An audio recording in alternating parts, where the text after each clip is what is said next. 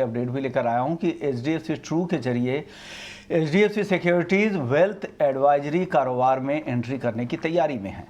इस सेगमेंट में ग्रोथ को लेकर क्या रणनीति होगी, साथ ही FNO पर सेबी के नए नियम लागू होने से रेवेन्यू पर किस तरह का असर दिख सकता है, इस पर कंपनी के MD और CEO धीरज रैली से खास बातचीत की हमारे सहयोगी ने। आइए सुन लेते हैं।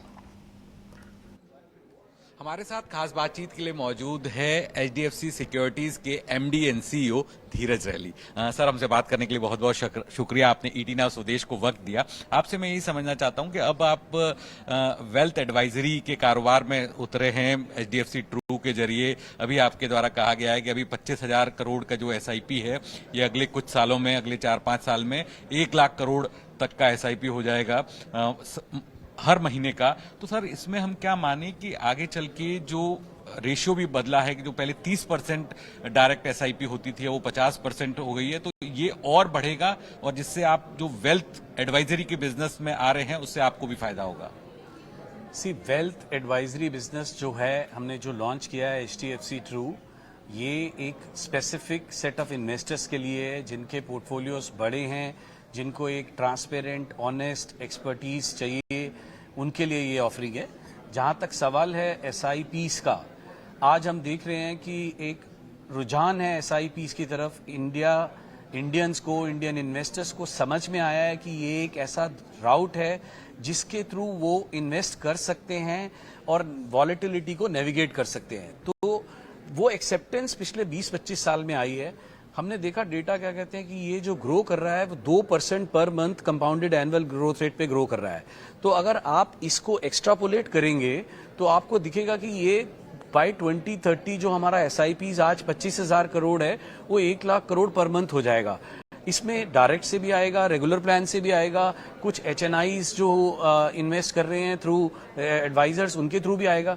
देखिए, 2 तरह से इसमें ग्रोथ आएगी। एक तो आपकी नंबर ऑफ SIPs ग्रो करेंगी और एवरेज टिकट साइज ग्रो करेगा। आज भी आपका जो एवरेज टिकट साइज है SIP का वो सिर्फ 2,300 या 2,400 के आसपास है।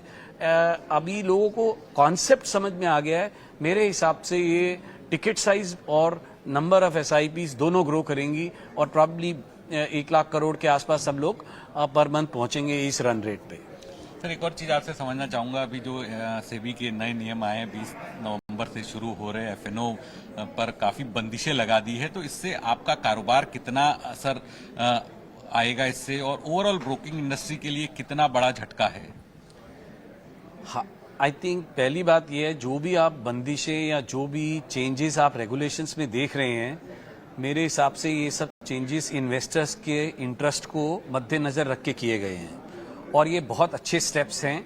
इनसे इम्पैक्ट जरूर आएगा वॉल्यूम पर। 20 से 25% का वॉल्यूम डी ग्रोथ जरूर होगा मार्केट में, बट ये इन्वेस्टर्स के लिए सही है। ब्रोकिंग इंडस्ट्री के लिए थोड़ा सा नेगेटिव रहेगा इसका। जो ब्रोकर्स जिनका रेवेन्यू लार्जली डेरिवेटिव्स के थ्रू आता है उनको ज्यादा इम्पैक्ट आएगा। ब्रोकर्स लाइक HDFC सिक्योरिटीज, जहां पर हमारा रेवेन्यू और dependence on our revenue is less on derivatives, हमें लगता है हमारे लिए बहुत ही मिनिमल इम्पैक्ट रहेगा इसका। लेकिन ये रेगुलेटर्स के द्वारा उठाए गए बहुत ही अच्छे कदम है और आई थिंक इन्वेस्टर्स के लिए बहुत अच्छे कदम है। सर, जो 20 से 25% आपने बोला है कि ये क्या रेवेन्यू पूरा कम होगा या फिर वॉल्यूम कम होंगे? वॉल्यूम 20 से 25%, रेवेन्यू में शायद 15% के आसपास प्लस माइनस इम्पैक्ट आना चाहिए।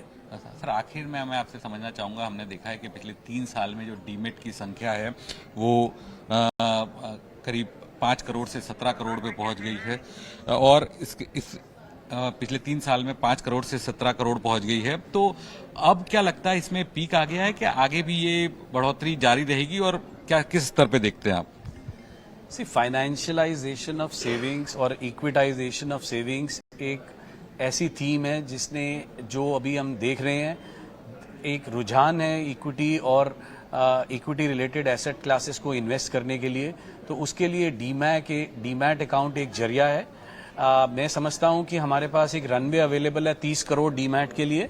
नेक्स्ट 5 से 7 सालों में हमारे पास ये नंबर हमें दिखना चाहिए। तो उस हिसाब से मुझे लगता है, क्या कहते हैं, कि और नए इन्वेस्टर्स डीमैट अकाउंट खोलते रहेंगे। हाँ, थोड़ा सा क्या कहते हैं, जो अभी हम देख रहे थे कि 40-50 lakh account per month open हो रहे थे, उसमें थोड़ा सा क्या कहते हैं कैलिब्रेशन आ सकता है।